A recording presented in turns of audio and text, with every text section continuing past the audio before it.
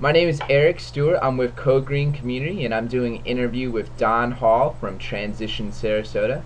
Don, can you tell me a little bit about yourself and your organization? Well, my name is Don Hall, and I'm the founder of Transition Sarasota, which is a nonprofit organization based here in Sarasota, Florida, and dedicated to rebuilding local community resilience and self-reliance in the face of peak oil, climate change, and economic crisis. Oh, that's great. So I have the newsletter to Transition Sarasota, and I recently saw a YouTube video you guys did. I thought that was phenomenal. Can you talk a little bit about that? Yeah, well, that was put together by a quasi-professional filmmaker named Rick Hughes, who has been helping us out here with Transition Sarasota. He kind of formed a connection between Transition Sarasota and the Rotary Club of Sarasota, who's been partially funding our Suncoast Gleaning project. So we've been organizing volunteers to go out pretty much every week to area farms and harvest fresh, local, and organic produce for those in need. So far, we've been donating it entirely to All Face Food Bank, which has been going to those who are food insecure and going to soup kitchens and shelters all over the county. Oh, that sounds wonderful. And can you talk a little bit more about Transition Sarasota and what you guys have been doing down in Sarasota? Yeah, well, we just got started in April of last year and really just got cranking in August. So we're still a very new organization, and I would say also a fairly new movement here in Sarasota. I've lived here off and on in Sarasota for over 10 years, and I was very pleased to see the kind of developments that have been happening just in the last couple of years since I'd left and gone to Boulder, Colorado. So I think this movement actually predates Transition Sarasota, but we started out doing the typical things for a transition initiative, doing lots of awareness raising events, educational events. We had a fairly successful film series called Five Films for a Future that we were doing down here. We actually started a new series last month. We've been doing some great reskilling classes, Intro to Permaculture, an Organic Gardening 101, Intro to Homebrewing class, as well as co-sponsoring some other classes. Like I said, we started the Suncoast Gleaning project, and we're up to, I think, a little bit over 10,000 pounds. We crossed the 10,000 pound mark this week.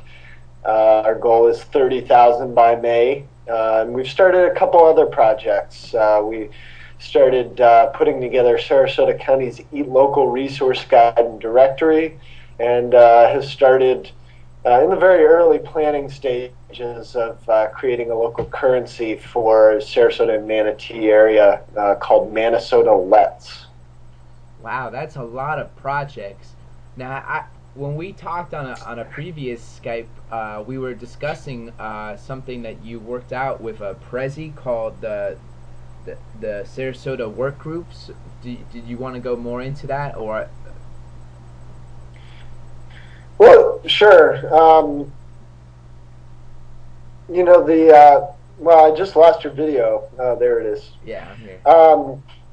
So the transition model is set up in such a way that I think it's set up to gradually expand with time, which I think is part of what's so helpful about the transition model, is that we don't stay stuck in one place. Yeah. And I was actually going to the Transition Network website and checking in on the work that Rob Hopkins is doing, rewriting the transition handbook into pattern language, and leaving some of my thoughts there last night, and saying, when we start out, when we're just getting started, we're shooting for putting our team together, or our first major event.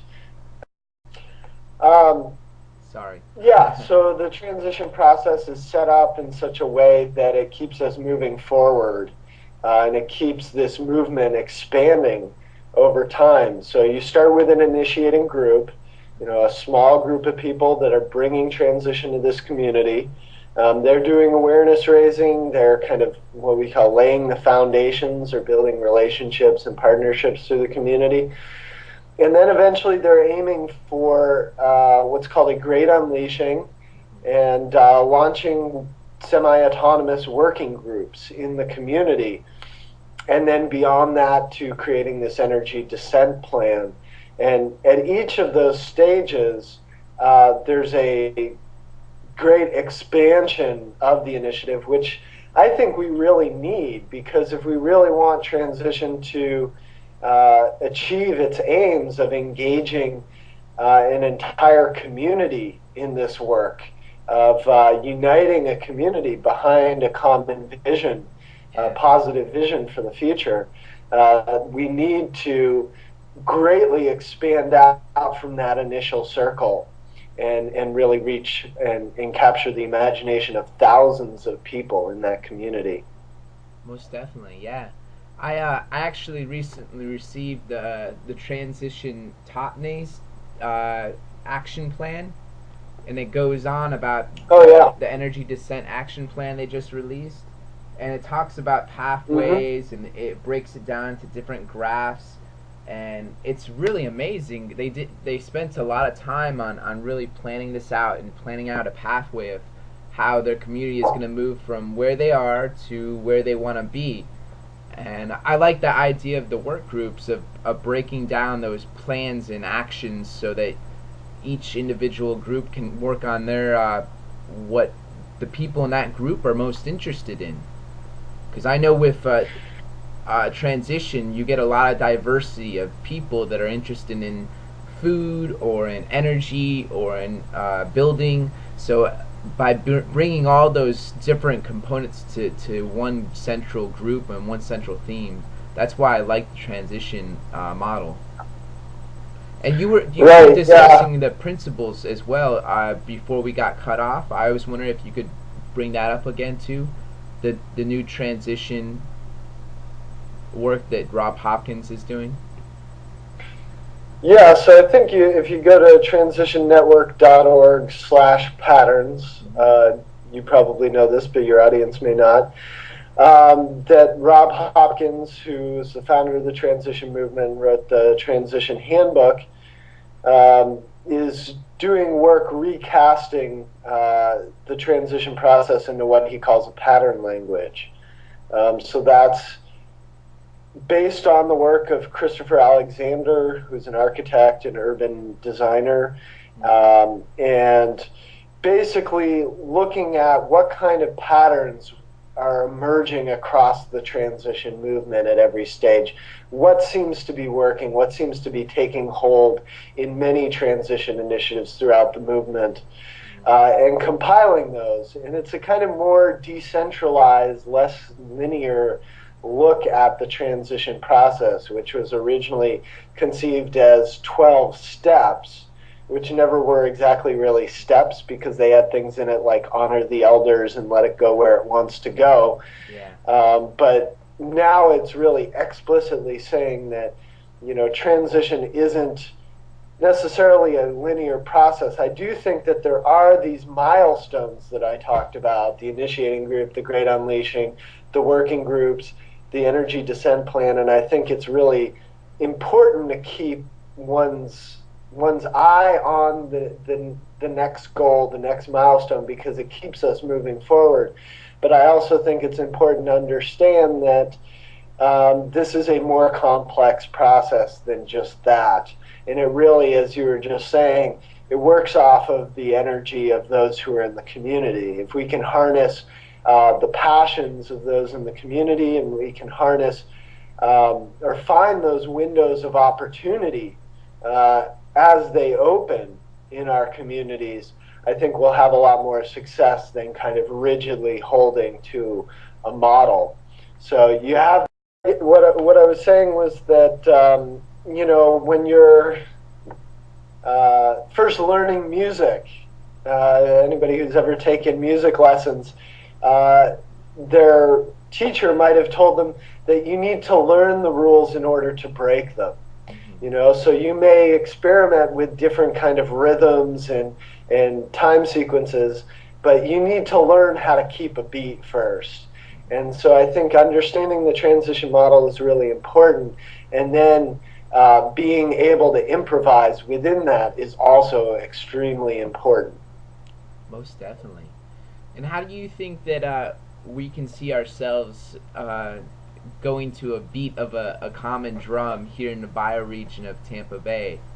Like we had a few bioregional meetings where some transition leaders from across the Tampa Bay that are interested in starting transition initiatives in their town, we all came together, and getting the mix of people and all of the egos and all of their personalities, I think that's a challenge, and especially when you're thinking on an even larger scale.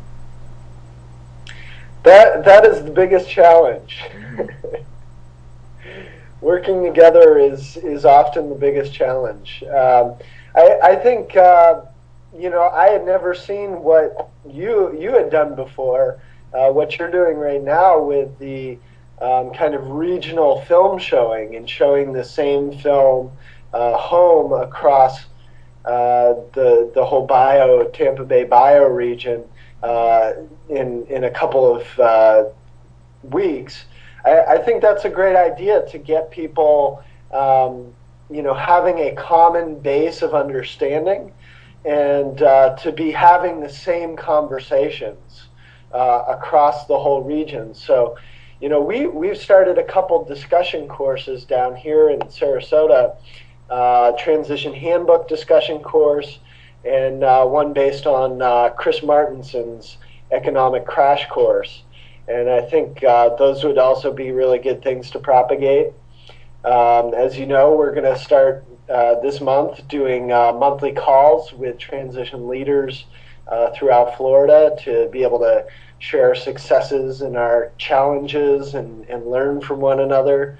I think that's going to be really important. I think training is also really important. This is very, very, very challenging work. I mean, we're taking on a very ambitious project here with transition, and we really don't know how to do this yet.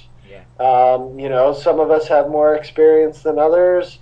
We all can learn something from each other, and I think it's important that kind of ongoing learning, not just about the issues or about the, you know, the responses, you know, concrete things like, you know, local currencies and local food guides and renewable energy cooperatives, but also how to use this transition process for community engagement to build a community-wide movement that's big enough to make change, I think is really important. So just to keep talking with each other, and maybe there are projects that we can work on together, but I think really the camaraderie and the learning, I think are two things that are really important.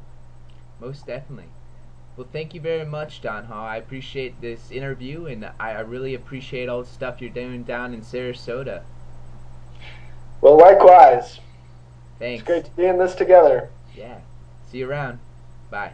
All right. Thank you.